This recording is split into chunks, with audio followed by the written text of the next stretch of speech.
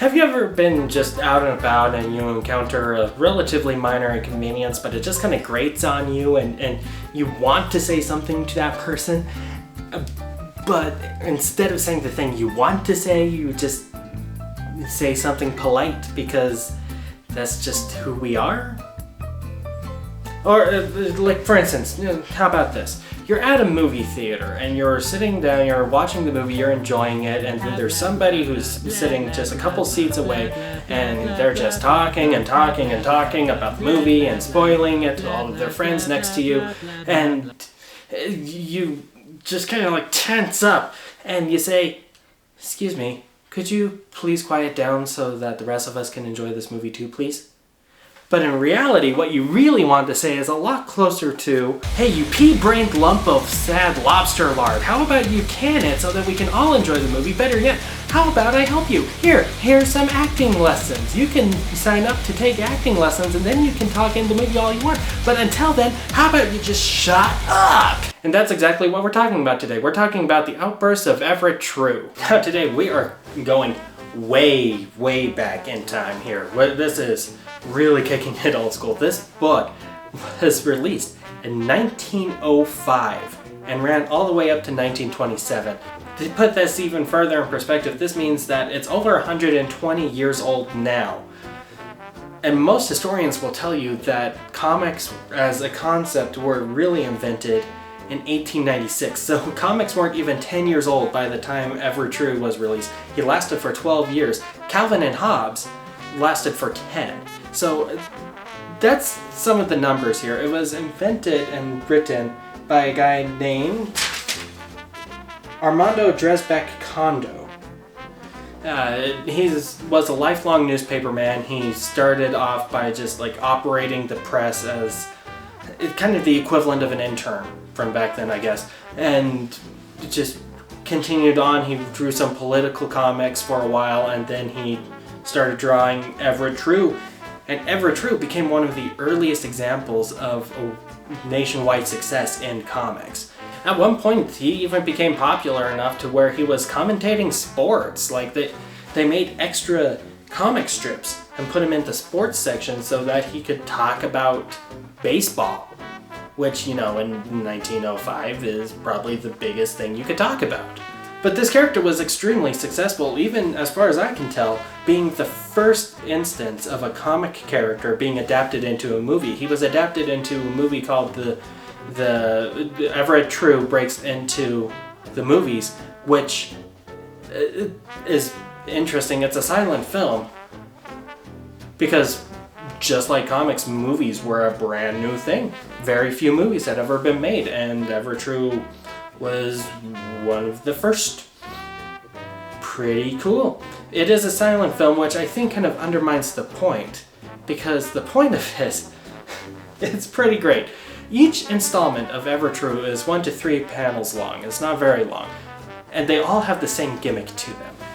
First, Everett is confronted with some kind of inconvenience. Somebody's being rude, somebody's being a little bit mean, somebody is taking up space where they don't need to take up space, and then Everett just flips out, beats the snot out of them, and lectures them about why they're being a terrible person and why they should be better. Fine snow we had last night, Everett. Is it so fine you want to keep it on your sidewalk till spring? A nice town this would be to live in if everybody were as lazy as you. Now, when I was reading this book, I just could not stop laughing. It was absolutely hilarious. A lot of the instances that he comes across are very universal kinds of experiences.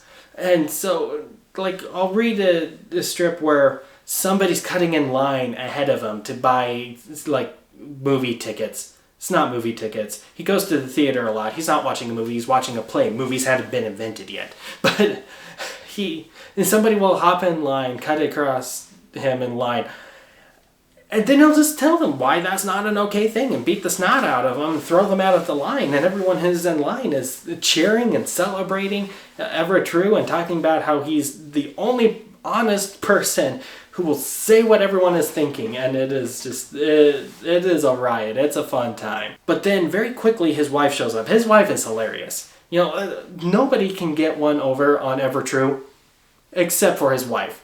His wife will flip out on him just as much as he flips out on anyone else, and it's pretty funny.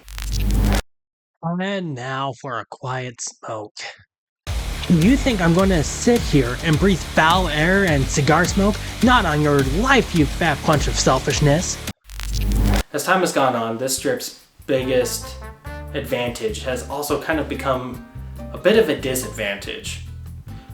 As I was reading it, I was laughing. It was funny because it is generally just very funny, but at the same time, a lot of the reason why it's funny is because it's a lot of things that we're still talking about. For the most part, yeah, the strip is talking about very mundane, everyday things that really would just never go away. I already mentioned people cutting in line, but there's a lot of instances where people are parking their cars, or in most cases, there's some cars, in most cases it's a horse and buggy, because the strip is old. But people parking in front of your house, people talking during a play, people farming on the beach and just disturbing people, very universal things like that just probably will never go away. Along with that, there's a lot of instances where he's talking about very social issues. You have to remember, the guy who wrote this, A.D. Kondo, he was a political cartoonist before this, and he's been a lifelong newspaper man. You do stuff like that, you can't escape talking about current events. Really, really old current events, and the politics of the time. And so some of that does seep into the book, and it talks about it in kind of a really interesting way that I wasn't quite expecting.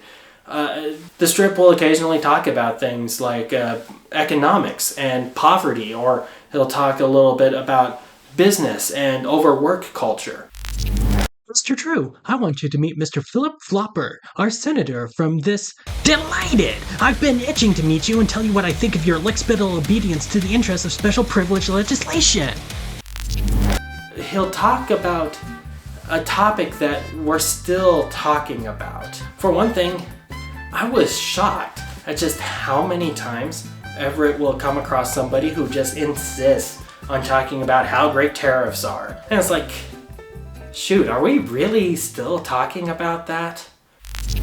Now, let me explain this tariff question. Nope. Mr. True, what's the solution of the latest economic problems confronting the American people?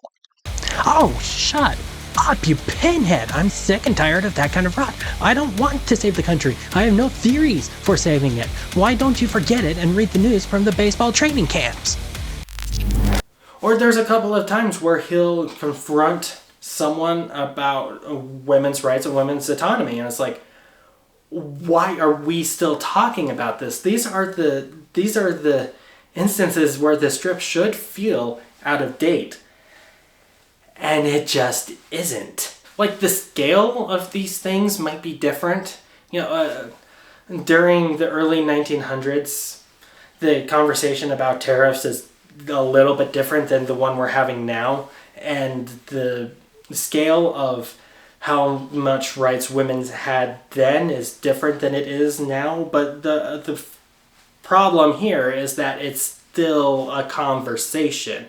It's still a fight that we're having over 120 years later, and that's just kind of frustrating to think about sometimes. So that's kind of sad and a little bit nihilistic, but I also noticed something really, really positive about my experience as I was reading this book, which is that it really, really humanized Everett True, his triplets, his wife. These are very cartoony people that get away with things that no human should be able to get away with. Everett is teaching me something here, and it's an important lesson that I wonder and I fear that sometimes we forget.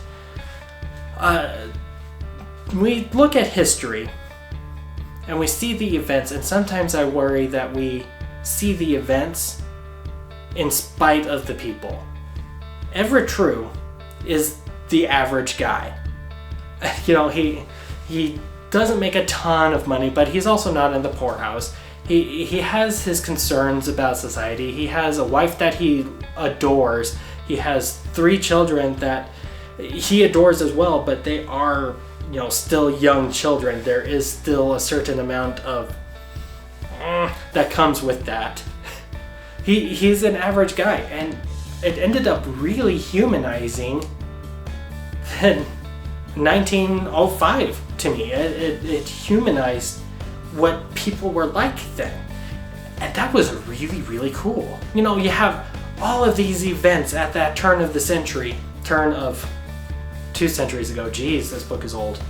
You have all of these events that are happening at the turn of 2 centuries ago. Everett True cuts through all of that and shows what the average person is thinking, and what it reveals is that it's exactly the same as how we feel. What even is a generational gap, if that's the case? If I'm still very much relating to this guy, to Everett, who is both annoyed with the older generation acting like they're hot stuff and annoyed with the younger generation acting like they're hot stuff, and is also frustrated about the struggles of trying to raise a family while also, you know, climb another rung up the ladder, hopefully. It's like, if I relate to that from 120 years ago, what really is all that different about people born 50 years ago, or born 30 years ago, or the people who will be born 30 years from now? And it's like, we really are all one team, aren't we? Everett True does something incredible, which is that he cuts through the generational divides and proves that regardless of who you are, we're all human. We all have the same hopes. We all have the same dreams. We all just want to, you know, try to leave the world a little bit better than we started with it. But the big difference is that while you and I are really polite about our interactions with the annoyances of life, Everett just says what we're all thinking.